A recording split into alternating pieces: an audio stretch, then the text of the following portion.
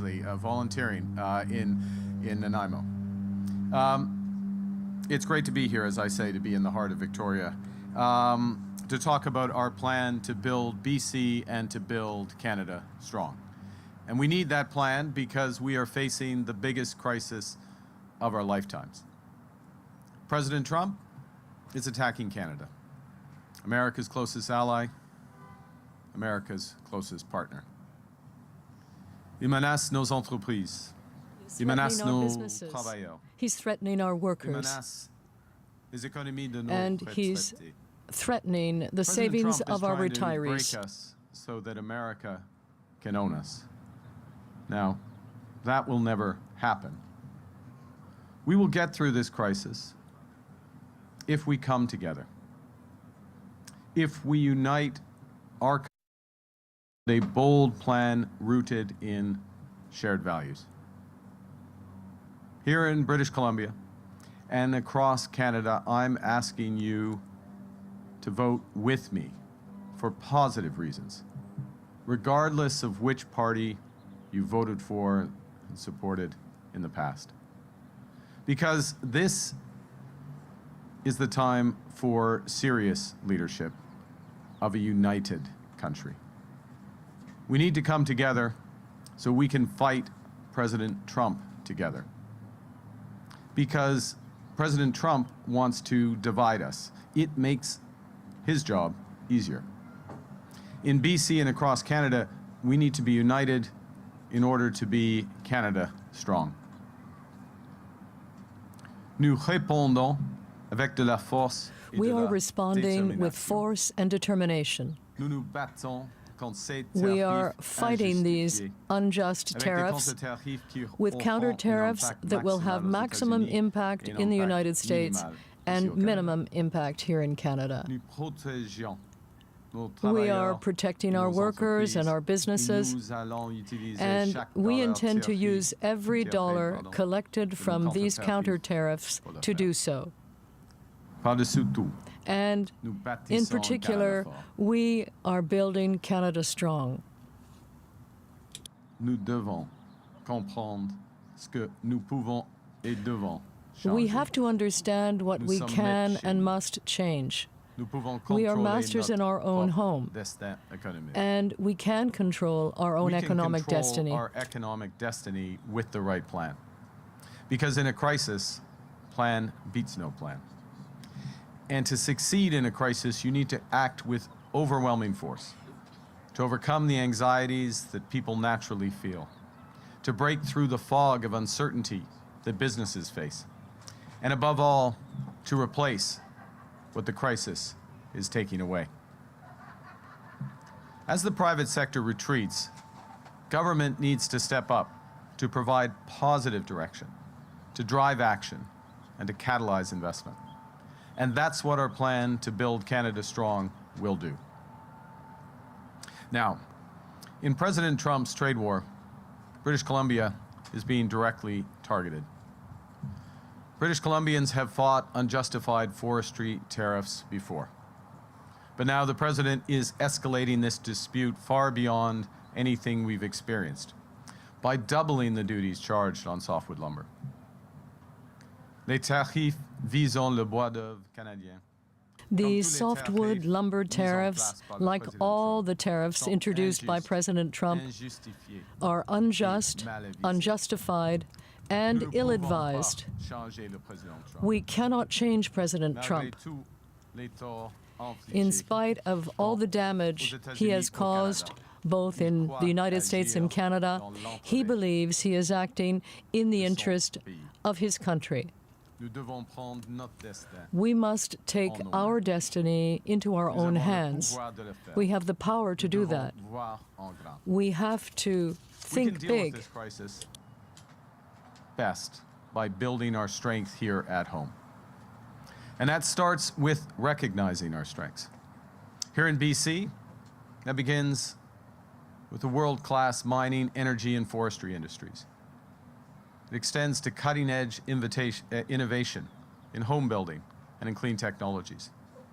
It includes easy access to growing Asian economies that want everything that British Columbia and Canada has to offer. Above all, it's BC's greatest strength. It's hard-working, innovative, and ambitious people. Now, this crisis also highlights where we have fallen short and what we need to fix.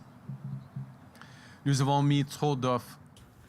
We put too many eggs in the same basket, and we have become too dependent on the United States. We were a nation of builders. Today, we have created too many obstacles to the completion of projects of national interest. Canada Strong, we're drawing on BC's strengths, and we're addressing those gaps to unlock BC's full potential.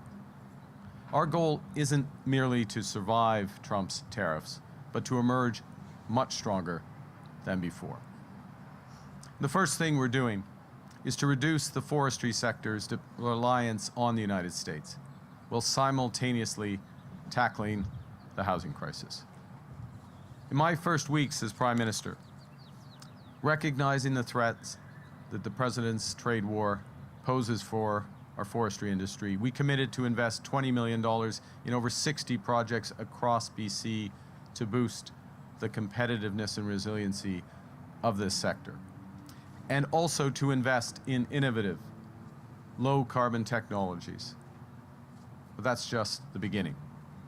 We will create Build Canada Homes, a lean, mission-driven organization that will not just develop new, affordable homes, it will catalyze an entirely new housing industry by investing $10 billion in deeply affordable housing and an additional $25 billion to fund the future of home building. That means prefabricated housing, modular housing, using mass timber construction.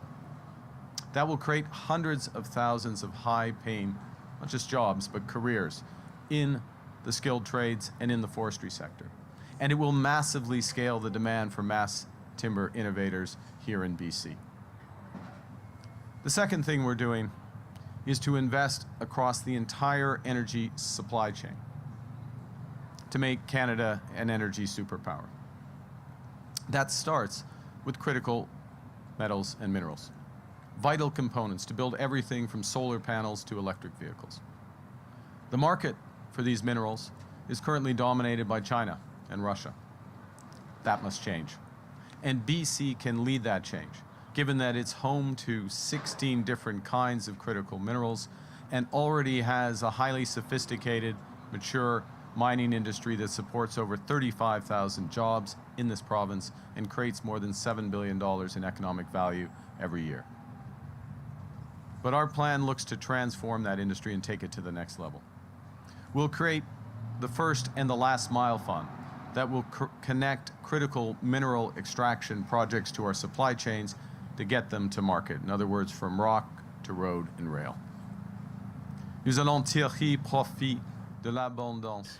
We will leverage our abundant critical minerals here in Canada, connect projects to reliable and profitable markets, and create good jobs at every link in our supply chains. We will enhance the investment tax credit for clean energy projects in order to include more projects and critical minerals. And we will expand the scope of the critical mineral exploration tax credit to include materials required for defense, semiconductor, energy, and green technology technologies. Taken together will make Canada the global supplier of choice for critical metals and minerals, diversifying our trading partners and increasing our strategic leverage with the United States. We also need to get more clean energy built. And our investment tax credits will promote a generational investment in solar, wind, geothermal, hydrogen, nuclear, carbon capture and storage, and beyond. And they're essential to those nation-building projects we need to make conventional oil and gas in Canada the lowest emission, and therefore the most competitive conventional energy in the world. Thirdly, my government fully recognizes that to build Canada into an energy superpower, we need to get shovels in the ground with an urgency that meets the moment. And to get going, we will immediately create the major federal project office with a clear mandate. Issue comprehensive decisions after a single review on projects within 2 years instead of 5, all without compromising our world-leading environmental standards or our constitutional and moral obligations to Indigenous peoples. During my first 9 days as Prime Minister, the Premier and I agreed to eliminate duplicative, burdensome requirements, including by having the federal government recognize provincial assessments for major projects. That's worked well here in BC. So within 6 months of being elected, my government will look to do the same across the country. Nous allons signer des ententes.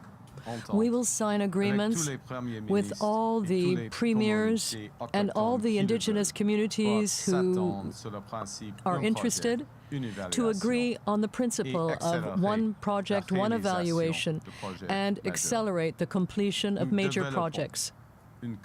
We are developing a trading and energy corridor for transportation, energy, critical minerals, and digital connectivity. We are committed to free, prior, and informed consent of Indigenous peoples. And to turn that consent into true partnership, we will increase the Indigenous Loan Guarantee Program from $5 billion to $10 billion. Now, fourthly, we need to get Canadian resources, goods, energy to markets other than the United States. And BC connects Canada with reliable partners with whom we have free trade agreements in Asia. That means Japan, South Korea, Indonesia, and Singapore.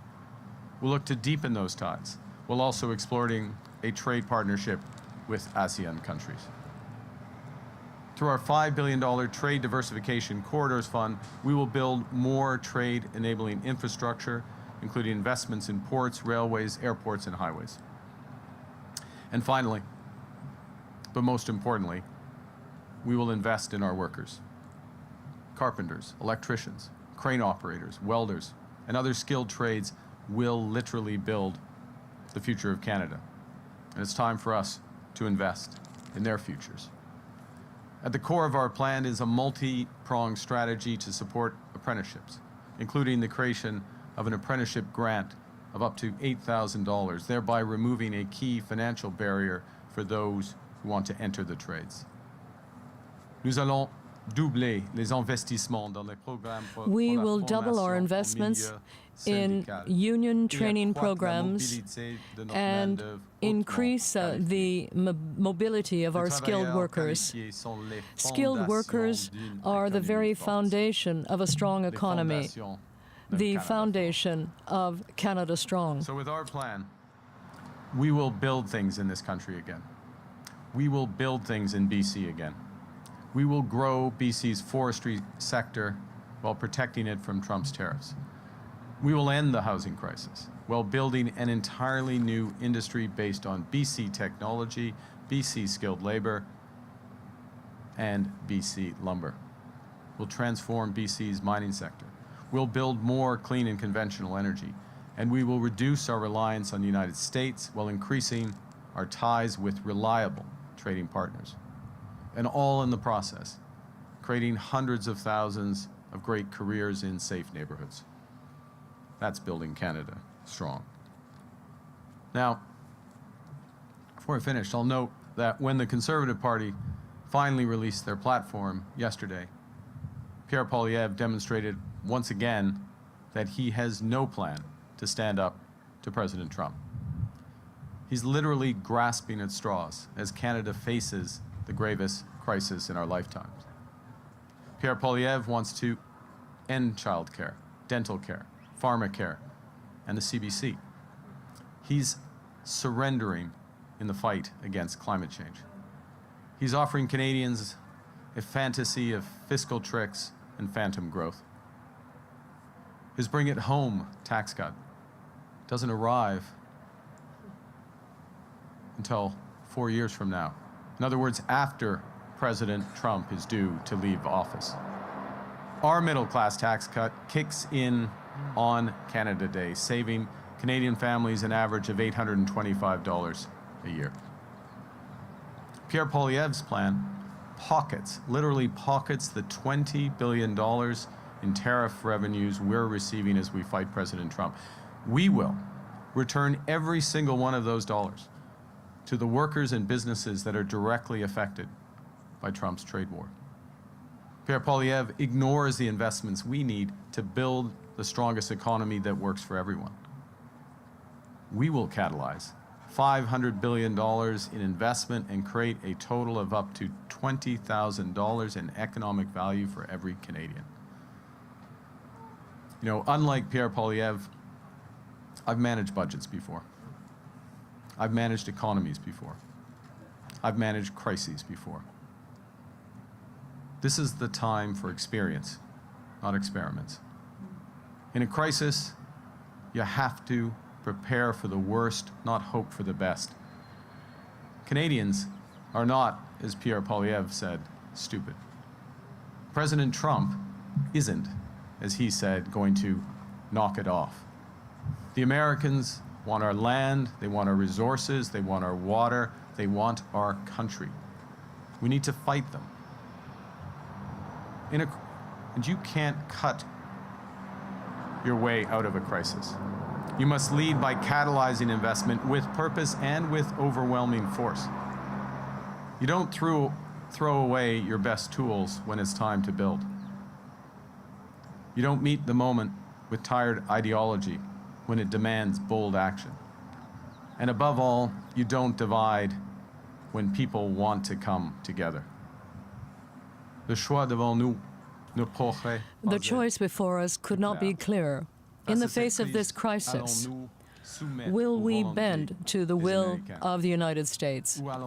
Or will we stand up and fight?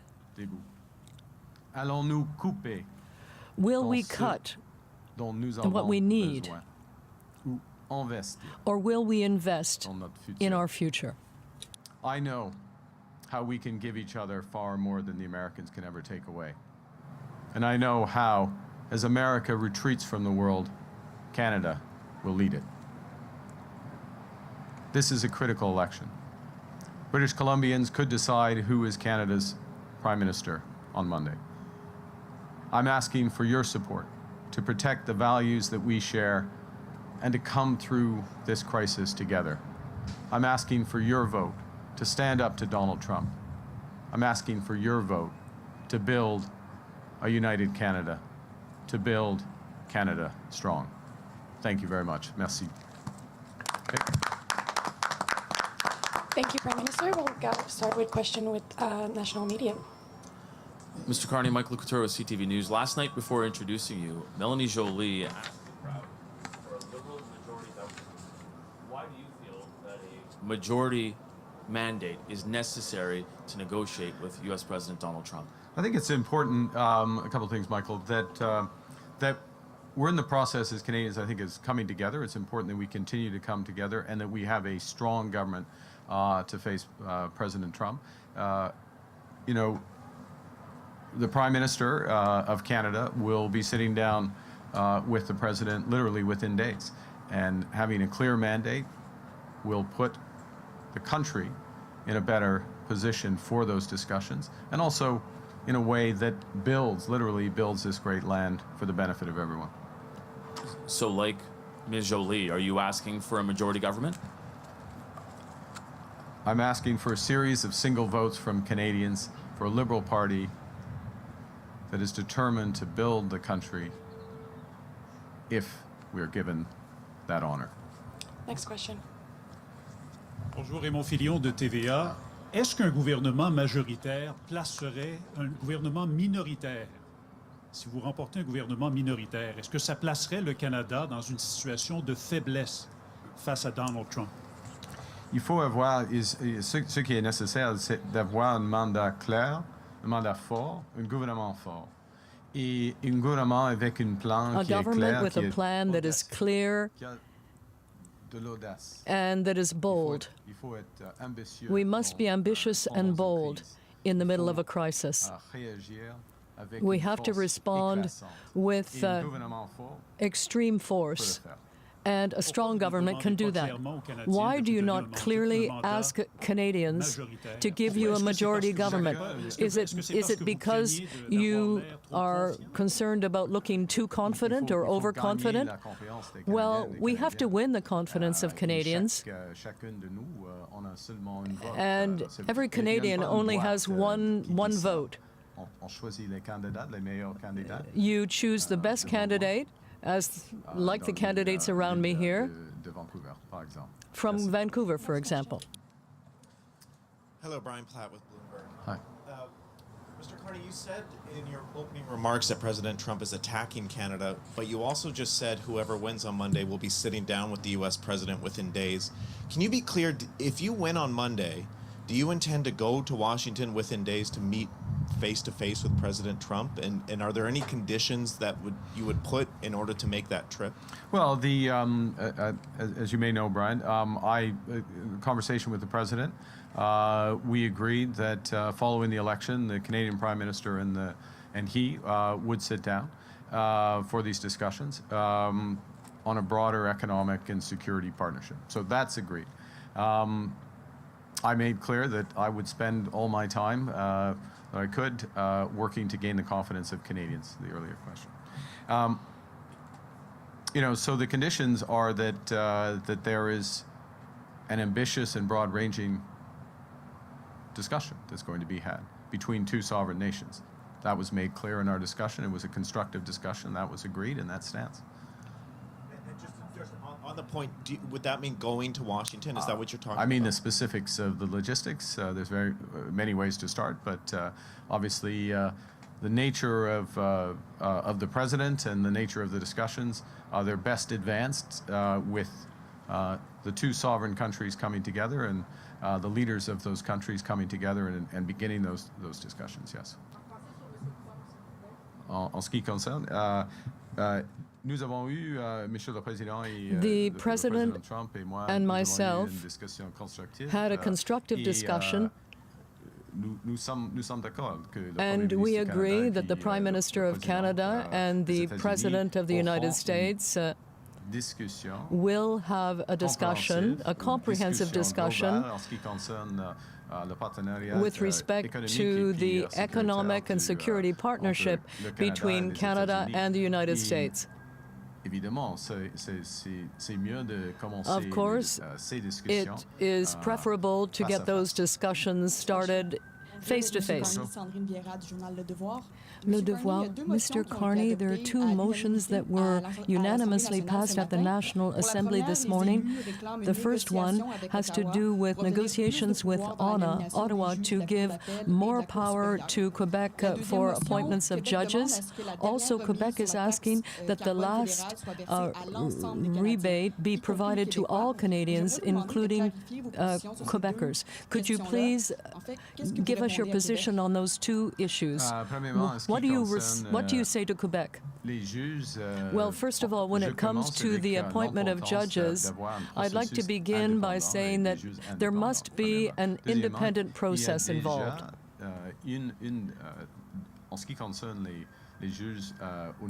When it comes to Superior Court judges at the federal level, there is already a member of Quebec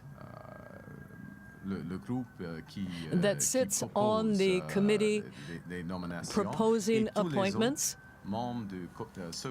and all the other members of that committee are Quebecers. So there's already a process in place with Quebec. So Quebec and Quebecers are involved, and as I said, there has to be a process and of course, independent judges. Now, with respect to the carbon tax rebate, Quebec and British Columbia have chosen a different system. Their system still exists.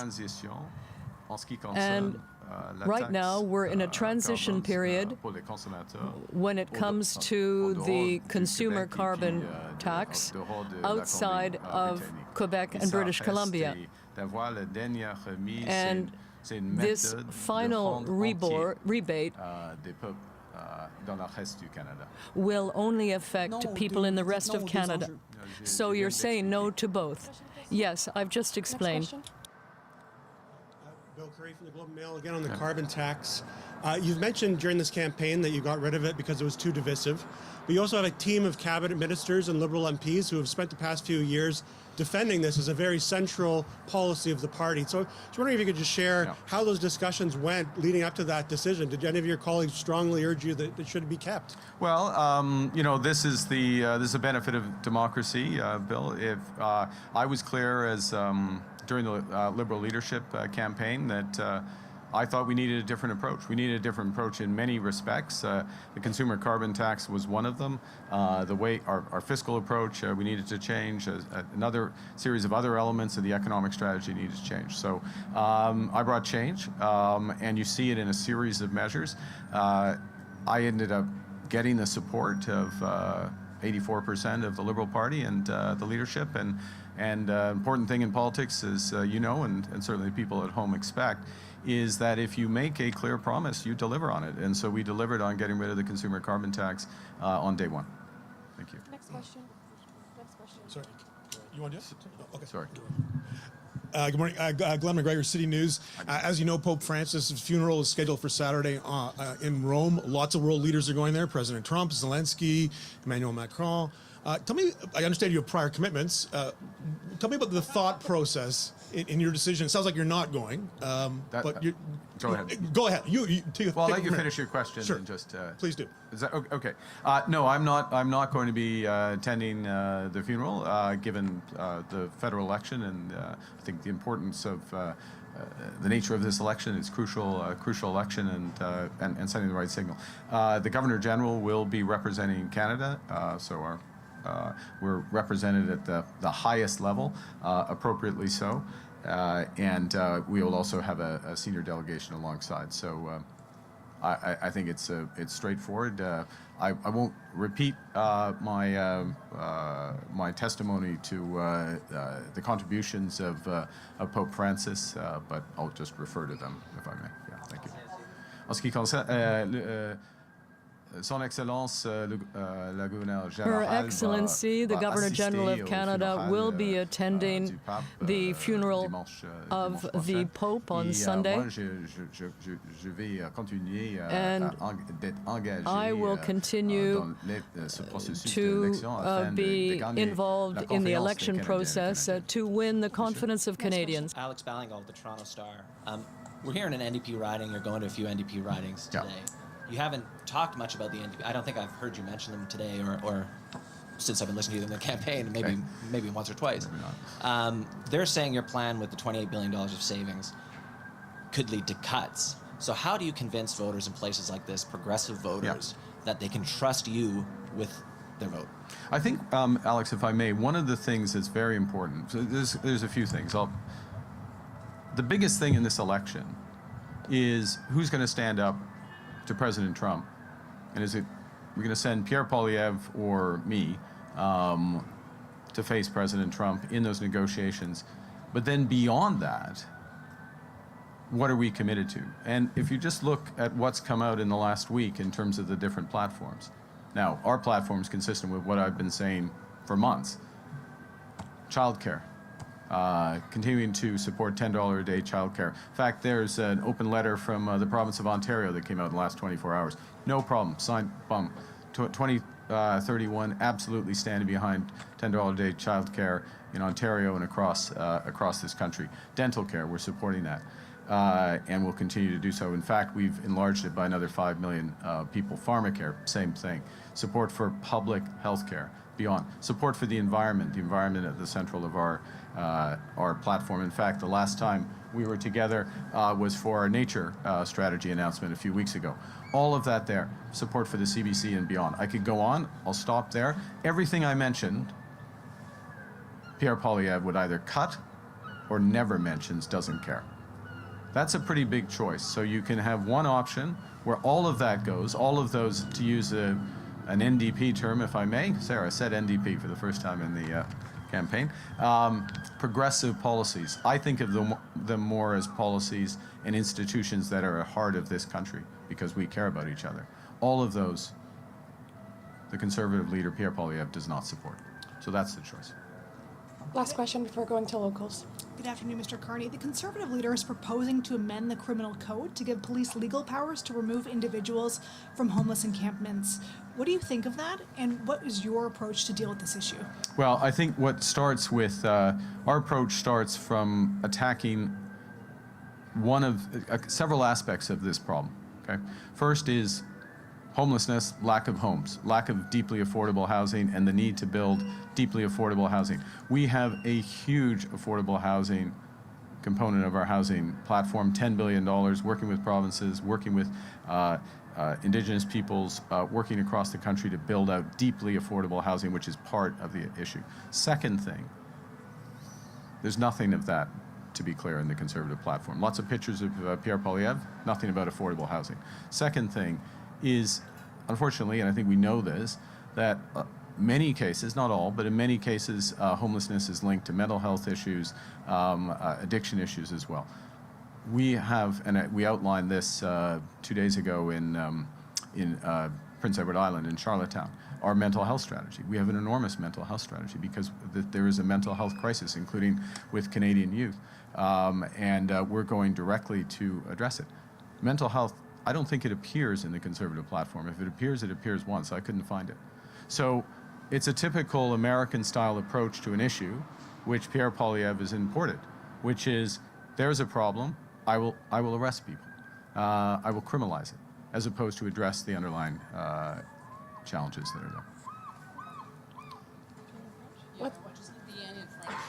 The last line in French, please. C'est, il y a une politique américaine que There is an American policy in place that Pierre Poilievre wants to adopt.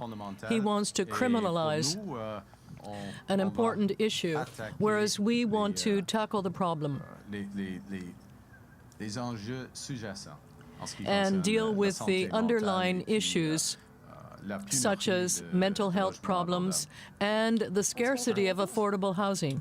Hi, Mr. Carney. Rob Buffum with CTV locally here. Great. Welcome back to Victoria. Great job you've got, by the way. Well, we brought out the weather, and you're here for the second time in just over 2 weeks. It's a riding that the NDP have held for 2 decades, and we're in the last few days of this election. What makes you think you can win the riding this time around, and how confident are you that your party can win 1 or 2 seats of the 7 on Vancouver Island? Well, I think thanks for the question. We're here for several reasons. One is we have amazing candidates, and we're Will's riding, so I will point to Will. I could point to Blair. I'm going to get in trouble. Stephanie, everyone. We're all amazing candidates behind. So that's the first thing. The second is this is a crucial election, and I just really want to underscore that the sun may be shining, but we are in the worst crisis of our lifetime. And having been through crises before, they go through phases, and they go through brief periods of calm, and then they intensify. And until we sort out our position with the United States, until we take the bold steps, we launch the bold steps that we need to diversify this economy and build this economy, we will not be out of this crisis. So the stakes are enormous here in Victoria, all the way up Island and across British Columbia and across Canada. And that's why we're here, is to get that message across. We'll take one last question.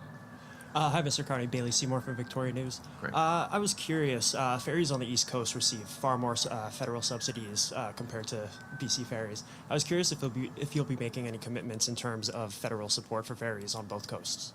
The commitments reflect the interlinkages of those provinces on the East Coast. I'm certainly open, and which were more immediately pressing, and then also related to, if I may, Bailey, to the relative the economics of the Confederation Bridge that change as the ownership more fully passes. So you had 2 aspects that come together. Open to working with the province if necessary to ensure that the islands in BC are properly supported. And I'll finish with this, which I would like to underscore my personal respect for the Premier and how pleased I am that we've established very quickly a very productive working relationship on everything from forest to critical metals and minerals to tackling housing and issues around transport. And that's, I think, indicative of what the country, it's what BC needs and what the country needs and what Canadians expect, British Columbians expect, that their governments work together to solve problems, particularly in a crisis. Thank you very much. Thank you. This is what ends today's press conference. Merci beaucoup. Thank you. You've been listening to Liberal Party leader Mark Carney speaking live in Victoria, saying that President Trump is attacking Canada. He is trying to break us so America can own us. He's asking people to vote with him for positive reasons, regardless of which party you voted for in the past. He said that the U.S. president wants to divide us, that it makes his job easier. He says, in a crisis, a plan beats no plan. He talked about the importance of deepening ties, particularly with BC, towards Asia. He also said that Pierre Poilievre has no plan to stand up to Trump, that he's grasping at straws, that he's surrendering the fight against climate change. And he said, unlike Poilievre, he has managed crises before. This is a time for experience, not experiments. And he says that the U.S. president isn't going to, as he says, as Poilievre says, knock it off. President Trump wants our country. We have to fight them. He didn't ask for a majority government. He says that we do need a clear mandate that will put our country in a stronger position when negotiating with the U.S. president in the days, weeks that follow the election, whoever the prime minister will be. He also said that he will not be attending the funeral for Pope Francis. It will be taking place just 2 days before the federal election on Saturday, which the federal election is on Monday, but the Governor General will be going, as well as some other senior representatives. The CBC's Karina Roman has been listening in with us from Ottawa. So, Karina, what's your key takeaway there? Well, having covered the Liberal campaign for a couple of weeks, I heard nothing new. Okay. It was the same speech as pretty much. I mean, there's always a little quirk here or there, and he certainly localizes it every time, this time to British Columbia, and what he would do there. But there was no announcement today, this news conference. It was mostly at the stump speech and then taking questions. And on those questions and in the stump speech, you will note that he is still talking very much about Donald Trump and the threat that Donald Trump poses to Canada. And that's because it's pretty accepted that if there's going to be a ballot question that Mark Carney can win on, it's that question. It's not that the other leaders aren't talking about Trump, but that's not their winning formula. And I will point out that as we have seen the national polls, the aggregate polls tightening a little bit between the Liberals and the Conservatives, that does seem to coincide at the same time as Trump being relatively quiet on the whole Canada front, whether we're talking about the 51st state or tariffs. Really important for Mark Carney to keep that in the consciousness of voters going forward. He was very careful about, and he's done this before, not saying I want a majority, just talking about a strong mandate, every vote counts, that he'd be honored to form government. So that's not really surprising. I think it would be risky for him to appear greedy in any way. You get what you get. You don't get upset when it comes to respecting the electorate's wishes. On Pierre Poilievre's pledge to dismantle and create a new criminal offense when it comes to tent cities.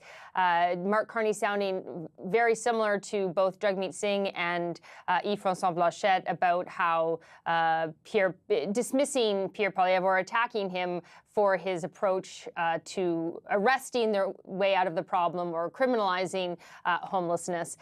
So that was very much also not really a surprise. On the funeral bit, I just want to say, he did say quite explicitly what kind of signal, or question what kind of signal it would send if he went to the funeral. I mean, I'm sure he'd like to be at the funeral. He very much admired the Pope. He's met the Pope. He's worked with the Pope. He's Catholic. You could tell from his statement yesterday or the day before about how much he was inspired by Pope Francis.